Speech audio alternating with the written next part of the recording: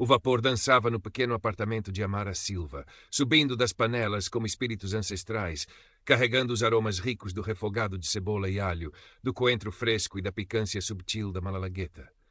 Lisboa lá fora cantava a sua canção de elétricos e pregões, mas ali na moraria, na cozinha que era o seu santuário e o seu campo de batalha, Amara compunha a sua própria sinfonia. O reflexo dela tremeluzia na porta do forno. Uma mulher negra, de 30 e poucos anos, com um corpo generoso e imponente, que se recusava a pedir desculpa por existir.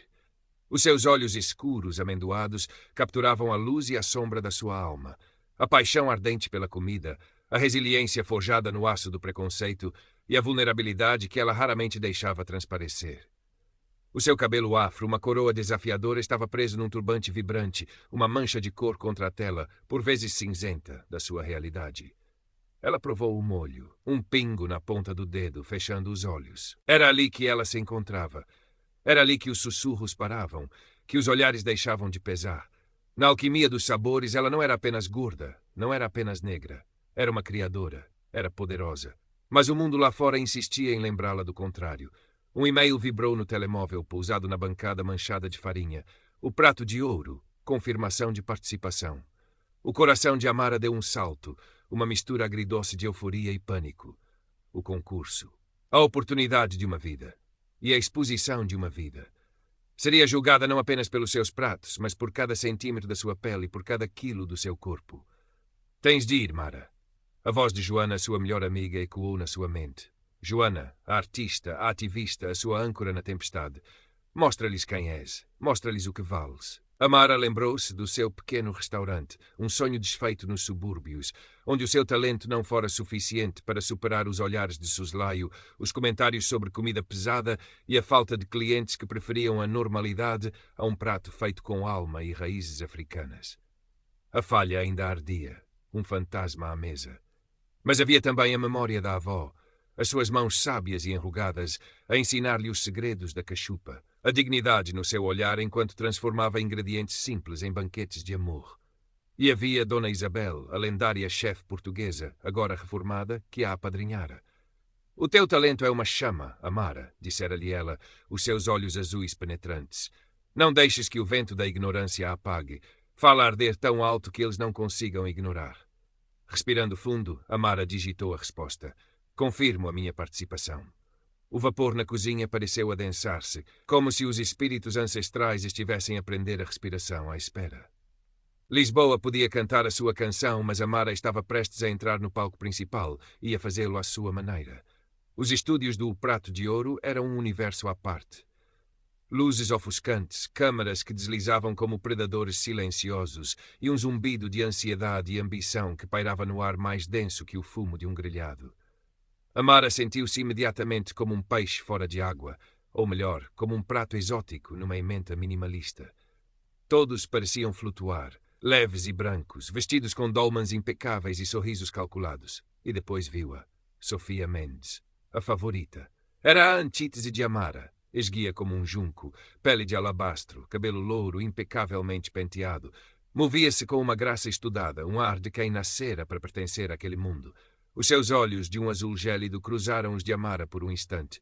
Não houve reconhecimento, apenas uma avaliação rápida, um desdém quase imperceptível, antes de se virar para um grupo de admiradores. Amara sentiu o ardor familiar da invisibilidade, da redução a um estereótipo antes mesmo de ter a chance de abrir a boca ou ligar um fogão. Bem-vindos ao Prato de Ouro. A voz do apresentador, um homem bronzeado com um sorriso demasiado branco, ecoou pelo estúdio. Este ano, a competição será mais feroz do que nunca. O vosso primeiro desafio é levar um clássico da cozinha portuguesa. Amara sentiu um misto de alívio e desafio. Os clássicos eram o seu forte, mas sabia que a expectativa seria uma reinterpretação elegante, leve. Eufemismos que muitas vezes significavam embranquecida. Decidiu fazer um arroz de pato, mas à sua maneira, com um toque de especiarias que remetiam à Rota das Índias, um pato confitado lentamente e um chouriço de qualidade superior. Trabalhou com concentração, bloqueando o ruído, as câmaras, os olhares.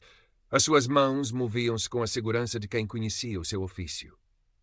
Ao seu lado, Sofia preparava umas ameijuas a bolhão pato desconstruídas, uma espuma etérea sobre esferas translúcidas. Parecia mais um laboratório do que uma cozinha. A hora da prova chegou. Os jurados, 3 figuras imponentes do panorama gastronômico português, provaram cada prato com expressões indecifráveis. Chegou a vez de Amara.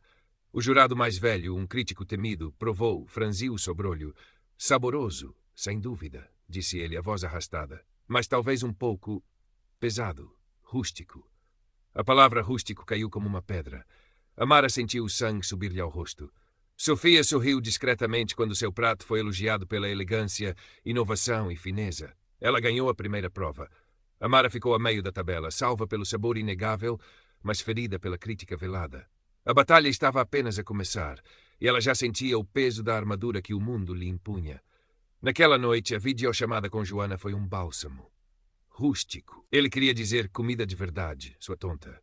Não ligues, foca-te no teu talento. Dona Isabel foi mais pragmática. Eles vão testar-te, Amara. Vão usar todas as armas. A tua única arma é a tua comida. Fala falar mais alto que eles. O desafio seguinte foi tradição revisitada. Amara escolheu a feijoada, um prato que unia Portugal e África. Sabia que era arriscado. Preparou uma versão mais leve, mas sem sacrificar a alma do prato, usando feijão preto, carnes fumadas de qualidade e um acompanhamento de couve salteada e farofa crocante. Sofia, astuta, fez uma caldeirada rica, mas apresentou-a de forma minimalista, ganhando pontos pela estética. Durante a apresentação, Sofia comentou: "Acho crucial respeitar a pureza das nossas tradições, sem misturas que possam confundir o paladar." O olhar dela roçou Amara e a mensagem foi clara. A internet explodiu. Comentários online dividiam-se. Como ousa profanar a feijoada? Diziam uns que fusão incrível. Diziam outros, liderados por uma campanha de Joana sob a hashtag Cozinha com Raiz. Amara sentiu-se exposta, vulnerável. Os jurados, no entanto, ficaram intrigados. O sabor era inegável. Desta vez, ela ficou entre os primeiros, mas Sofia, com a sua pureza, voltou a ganhar elogios. A prova de equipa foi o ponto mais baixo. Ninguém queria Amara na sua equipa. Acabou numa equipa de renegados, com um jovem nervoso e uma cozinheira mais velha e desmotivada. O desafio era criar um menu de degustação. Sofia liderava a equipa adversária com uma eficiência fria. No meio da prova, o peixe principal da equipa de Amara, cuidadosamente guardado no frio, desapareceu. O pânico instalou-se. Todos os olhares se viraram para a equipa de Sofia, que trabalhava com uma calma suspeita. Não havia tempo para acusações. Amara respirou fundo. Lembrou-se da avó a fazer magia com sobras. "Plano B", anunciou ela. Usando o que tinham, improvisou um prato de marisco com um caldo rico e aromático. Não era o que tinham planeado, mas era honesto, saboroso e feito sob pressão. A sua equipa perdeu, como esperado, mas a sua liderança e capacidade de improviso não passaram despercebidas. Um dos jurados, uma mulher mais jovem e aberta, olhou-a com novo respeito. "Numa cozinha a sério, é disto que precisamos", murmurou ela, o suficiente para Amara ouvir. A prova de raízes foi a sua redenção. Pediram-lhes que cozinhassem o prato da sua alma. Amara não hesitou. Preparou uma moqueca de peixe e camarão, rica em leite de coco, azeite de dendê, pimentos coloridos, o perfume a transportá-la para a cozinha da avó, para as praias de Cabo Verde. Cozinhou com lágrimas nos olhos e um sorriso nos lábios. Era mais do que comida. Era a sua filha. Apresentou um foie gras com figos, tecnicamente perfeito, mas distante. Quando os jurados provaram a moqueca de Amara, houve um silêncio diferente. Não era julgamento, era rendição. "Isto", disse o jurado mais velho, a voz embargada, "isto é comida com alma. Isto é memória." Amara ganhou. Pela primeira vez, o seu nome foi chamado em primeiro lugar. O sorriso de Sofia era uma máscara frágil sobre uma fúria mal contida. Amara era agora oficialmente uma ameaça. A vitória trouxe um novo tipo de pressão. A atenção mediática. Nas entrevistas, as perguntas raramente eram sobre as suas técnicas ou inspirações. Eram sobre superar as dificuldades, sobre ser um exemplo e, invariavelmente, sobre o seu corpo. Como lida com a pressão da imagem num mundo tão exigente? Não acha que a alta cozinha devia ser mais leve? Cada pergunta era uma microagressão, a tentativa de a encaixar numa caixa, a gorda resiliente, a negra exótica. Amara tentava responder com dignidade, mas sentia-se a esvaziar por dentro. As redes sociais eram um campo minado. Ao lado das mensagens de apoio, surgiam comentários anônimos repletos de ódio racial e gordofóbico. Sofia, por outro lado, brilhava. Dava entrevistas sobre bem-estar, sobre a importância de uma dieta equilibrada, as suas palavras carregadas de subentendidos. Amara estava no limite. Pensou em desistir. Eles não me querem aqui, desabafou com Dona Isabel. Eles querem que eu seja uma história triste com um final feliz ou uma vilã. Não querem que eu seja apenas eu. Dona Isabel segurou-lhe as mãos. Eles não sabem o que querem até tu lhe mostrares. A tua força não está em seres o que eles esperam. Está em seres quem tu és, apesar deles. Lembra-te da chama, Amara. Deixa arder. Impulsionada por estas palavras e por uma onda de apoio online, Amara regressou para a final, mais determinada do que nunca.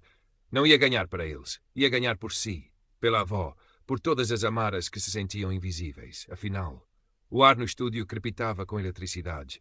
Amara e Sofia, frente a frente. O desafio final. Criar um menu de 3 pratos que definisse a sua visão da cozinha portuguesa do futuro. Amara planeou um menu que era uma viagem, uma entrada fresca com sabores do Mar das Açores, um prato principal que era uma reinterpretação arrojada da chanfana e uma sobremesa que fundia doces conventuais com frutas tropicais. Era a sua visão, uma Portugalidade aberta ao mundo, que abraçava todas as suas influências. Sofia apostou na vanguarda tecnológica, espumas, gelificações, pós, uma cozinha cerebral e visualmente deslumbrante, mas que para Amara parecia carecer de coração. A competição decorria a um ritmo alucinante. As câmaras focavam cada gesto. Os jurados observavam, impenetráveis. Amara encontrou o seu ritmo, movendo-se com uma confiança que surpreendia até a si mesma. Sentia os olhos de Sofia nela, frios e calculistas. Durante a apresentação do prato principal, Sofia usou a sua cartada. Questionada sobre a sua visão, respondeu, olhando de relance para Amara. Acredito num futuro sustentável, leve, responsável. Temos de ter cuidado com os excessos, com as falhas do passado. A cozinha deve ser aspiração, não indulgência. A farpa foi lançada, subtil mas letal, evocando o negócio falhado de Amara e o seu corpo. Amara sentiu aferroada, mas respirou fundo. Lembrou-se de Dona Isabel. A tua comida fala mais alto. Quando chegou a sua vez, apresentou a sua chanfana, o cabrito tenro, o molho rico. A minha visão do futuro, disse ela, voz firme, é uma cozinha que tem memória, mas não tem medo, que é honesta, generosa e que alimenta não só o corpo, mas também a alma. Uma cozinha que não exclui, mas que acolhe, como Portugal devia ser. E então o caos. Enquanto Sofia finalizava a sua sobremesa, uma escultura delicada de açúcar e gelo, um pequeno maçarico de cozinha que usava para um toque final, incendiou-se. Uma pequena chama lambeu uma toalha de papel. Sofia gritou, largando o maçarico, que rolou, espalhando as chamas. O pânico instalou-se. As câmaras afastaram-se, os assistentes correram, mas Sofia estava paralisada, o seu rosto uma máscara de terror, a sua fachada de perfeição a derreter como a sua sobremesa. O tempo pareceu parar para Amara. Viu Sofia, pequena, assustada, perdida. Viu a sua rival, a mulher que a tinha tentado minar, a personificação dos seus demónios. E por um instante sentiu uma satisfação sombria. Mas durou apenas um instante. Depois viu apenas uma pessoa em pânico. Sem pensar, Amara agarrou num extintor próximo. Com gestos rápidos e seguros, que nem sabia que possuía, avançou e abafou as chamas. O fumo encheu o ar, mas o perigo passara. O silêncio caiu sobre o estúdio, apenas quebrado pela tosse de Sofia, que tremia sentada no chão, o seu dolmã impecável agora manchado de fuligem. Amara aproximou-se dela, estendendo-lhe a mão. Sofia olhou para cima, os seus olhos azuis cheios de lágrimas e de algo que Amara nunca vira ali, confusão. Hesitante, Sofia aceitou a mão de Amara, que a ajudou a levantar-se. Por um momento, as duas mulheres, a gorda e negra, a magra e branca, a rival e a salvadora, ficaram ali no meio do caos controlado, unidas por um momento de vulnerabilidade crua. O estúdio inteiro observava em silêncio. Nenhuma palavra foi dita, mas tudo tinha mudado. Afinal, foi interrompida, claro. As deliberações foram longas, feitas à porta fechada. O drama inesperado tinha baralhado todas as cartas. Quando finalmente anunciaram o resultado, o ambiente era diferente. Menos competitivo, mais reflexivo. Sofia Mendes foi declarada a vencedora do Prato de Ouro. Houve aplausos educados, mas sem a euforia esperada. Sofia aceitou o prêmio com um discurso breve e vacilante, agradecendo aos jurados, mas os seus olhos procuraram Amara na multidão por um instante. Mas depois o apresentador anunciou algo novo. Este ano, pela primeira vez, decidimos atribuir um prêmio especial, o prémio Coração de Ouro para o concorrente que demonstrou não só talento excepcional, mas também caráter, resiliência e a verdadeira alma da cozinha. O nome de Amara ecoou pelo estúdio. Desta vez os aplausos foram um trovão, genuínos, calorosos e esmagadores. Amara subiu ao palco, os olhos a brilhar. Ao receber o prémio, um troféu simbólico e um cheque substancial oferecido por um dos jurados, que se revelou ser um investidor, ela olhou para a multidão. Viu Joana a chorar de alegria. Viu Dona Isabel a sorrir, orgulhosa. Viu até um aceno hesitante de Sofia. A cozinha, disse Amara ao microfone, a voz embargada mas firme, ensinou-me que os melhores pratos são feitos com ingredientes inesperados. A vida também. Agradeço a todos os que acreditaram que os meus ingredientes, a minha pele, o meu corpo, a minha história, podiam criar algo de bom. Espero que este prémio signifique que há espaço na mesa para todos. 6 meses depois, na esquina de uma rua colorida da moraria, abriu portas o Raízes em Asas. Não era grande nem luxuoso, mas era quente, acolhedor e cheirava divinamente. Amara, com o seu turbante vibrante e um sorriso que já não se escondia, movia-se entre as mesas, conversando com os clientes. A cozinha, aberta, mostrava uma equipa diversificada a trabalhar em harmonia. Na parede, uma grande fotografia da sua avó sorria para todos. Dona Isabel estava sentada a uma mesa perto da janela, provando um prato com aprovação. Joana ajudava a servir, espalhando a sua energia contagiante. O restaurante estava cheio. Pessoas de todas as cores, formas e tamanhos partilhavam comida e risadas. Uma figura hesitante parou à porta. Era Sofia Mendes. Parecia diferente. Menos polida, mais cansada, mas talvez mais real. Trocaram um olhar com Amara. Amara acenou-lhe. Um gesto simples de reconhecimento. Sofia hesitou, depois entrou e sentou-se a uma mesa discreta ao canto. Amara olhou em volta. Olhou para o seu reflexo numa panela de cobre pendurada sobre o fogão. Viu a mesma mulher negra e gorda, mas o olhar era diferente. Era um olhar de paz, de pertença. Um olhar de quem encontrara o seu lugar, não apesar de quem era, mas por causa de quem era. A chama ardia, forte e brilhante. Lisboa continuava a cantar a sua canção, mas agora Amara Silva cantava a sua, e o mundo finalmente estava a começar a ouvir.